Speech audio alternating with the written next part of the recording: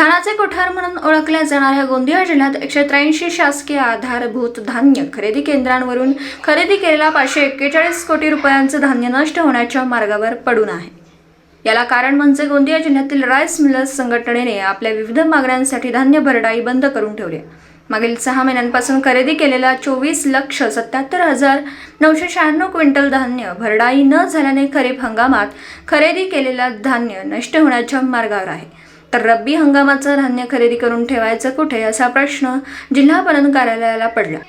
गोंदिया जिल्ह्यात वर्ष 2023-24 या काळात जिल्हा मार्केटिंग फेडरेशनकडे गोंदिया जिल्ह्यात 1,25,129 शेतकऱ्यांनी धान्य विक्रीकरिता ऑनलाईन नोंदणी केली असून त्यापैकी 80,806 शेतकऱ्यांनीच शासकीय धान्य खरेदी केंद्रांवर 24,77,996 क्विंटल धान्य विक्री केलं असून या धान्याचे 540,94,53,076 रुपये शेतकऱ्यांना अदा करण्यात आले असून खरेदी केलेलं धान्य गोदामात तसेच उघड्यावर पडून आहे। तर जिल्हा मार्केटिंग फेडरेशनकडे गोंदिया जिल्ह्यातील 353 राईस मिलर्सपैकी 196 राईस मिलर्सने धान्य भरडाई करण्यासाठी करार फॉर्मची उचल केली होती। त्यापैकी 33 राईस मिलर्सने धान्य भरडाईचा करार जिल्हा मार्केटिंग फेडरेशनकडे केला असून धान्य भरडाईला सुरुवात केली नसल्याने पणन विभागाने 15 एप्रिल 2024ला गोंदिया जिल्ह्यातील राईस मिलर्ससोबत व्हिडिओ कॉन्फरन्सिंगद्वारे मीटिंग घेत धान्य भरडाई करण्याची विनंती केली। मात्र राईस मिलर्स आपल्या मागण्यांवर अडून असल्याने धान्य भरडाईचा मार्ग निघाला नाही। तर काय आहेत राईस मिलर्स यांच्या मागण्या पाहूया। 150 रुपये क्विंटल प्रमाणे भरडाई दर द्यावा। 2. हमारी दर वाढवून द्यावा। 3. वाहतूक दरात वाढ करावी। यासह अन्य मागण्यांना घेऊन राईस मिलर्स धान्य भरडाई करण्यास तयार असून जोपर्यंत मागण्या मान्य होणार नाही तोपर्यंत धान्य भरडाई करणार नाही असा पवित्रा राईस मिलर्सने घेतला। तर 2 मे 2024 पर्यंत गोंदिया जिल्ह्यातील करार केलेल्या 33 राईस मिलर्सने धान्य भरडाईला सुरुवात केली नाही अशा 33 राईस मिलर्सला काळ्या यादीत टाकून त्यांचे करारनामे देखील रद्द करणं, EMD जप्त करून त्यांचा अहवाल पाठवण्याच्या सूचना अन्न नागरी पुरवठा विभागाने पणन विभागाला दिल्या आहेत। तर दुसरीकडे जोपर्यंत आमच्या मागण्या मान्य होणार नाहीत तोपर्यंत धान्य भरडाई करणार नाही असा पवित्रा राईस मिलर्स मालकांनी घेतला आहे।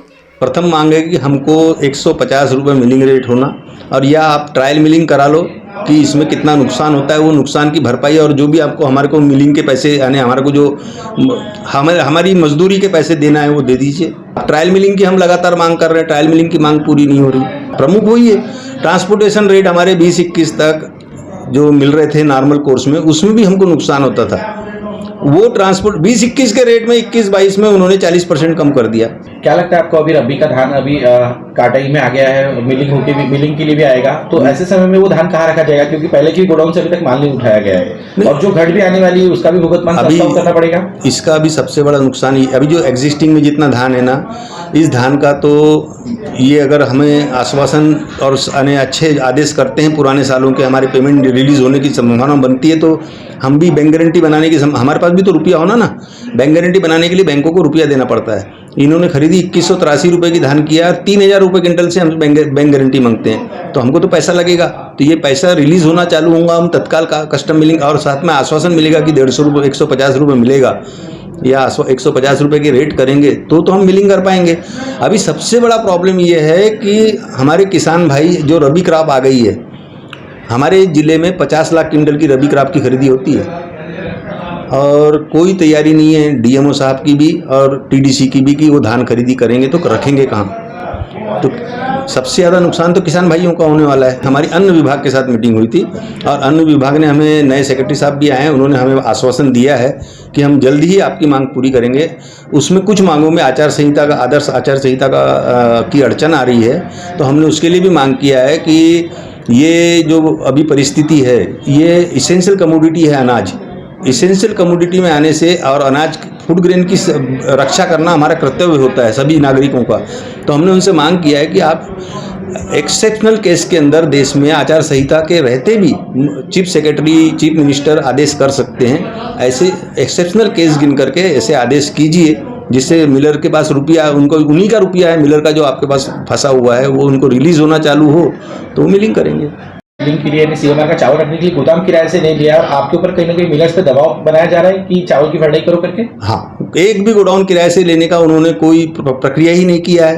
भंडारा जिले में कुछ लोगों ने वहाँ पे सीएमआर चालू किया और गोडाउन किराए से जी हाँ, भंडारा जिले में हुआ है लगभग यानी जो मुझे मालूम पड़ा कि वहाँ 30% के आसपास उनका धान उड़ गया है, लेकिन चावल पूर्ण जमा नहीं हुआ है उसका। लेकिन अब वहाँ पे भी जो मिलिंग हुई थी वो आश्वासन पे हुई थी, तो वो आश्वासन 2 महीने से उनके आश्वासन कोई पूरे हुए नहीं, तो धीरे धीरे वो भी बंद की ओर अग्रसर हो गए हैं। लगभग वहाँ बंद हो गया है काम। गोंदिया जिल्ह्यामध्ये 1,25,129 शेतकऱ्यांनी ऑनलाईन केलेली होती। त्यापैकी 183 केंद्रांवर 80,806 शेतकऱ्यांकडनं 24,77,990 क्विंटल धान खरेदी केलेली आहे। त्याचे 540,94,00,00,000 रुपये शेतकऱ्यांना अदा झालेले आहेत।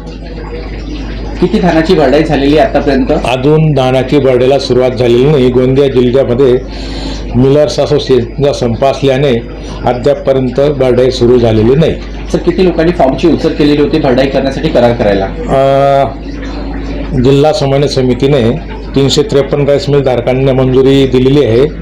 त्याच्यापैकी 196 मिल धारकांनी या कार्यालयातून करारनामे घेऊन गेलेले आहेत। त्याच्यापैकी 33 मिल धारकांनी करारनामे या कार्यालयात जमा केले आहेत, परंतु भरडाईचं काम अद्याप चालू केलेलं नाही। सर, नुकतीच काहीतरी एक पत्र प्राप्त झालेलं आहे डीएमओना, डीएसओला। त्या पत्रामध्ये असं नमूद करण्यात आलं आहे की 2 तारखेपर्यंत या लोकांनी जर धानाची भरडाई करायला सुरुवात केली नाही तर यांची अमानत रक्कम जप्त करण्यात येईल। हो, जसं आता जिल्हाधिकारी साहेबांचे जसे आदेश असतील त्याप्रमाणे कारवाई करण्यात येईल। दिवसभरातील घडामोडींचा आढावा घेण्यासाठी पाहत रहा N24 मराठी न्यूज चॅनल।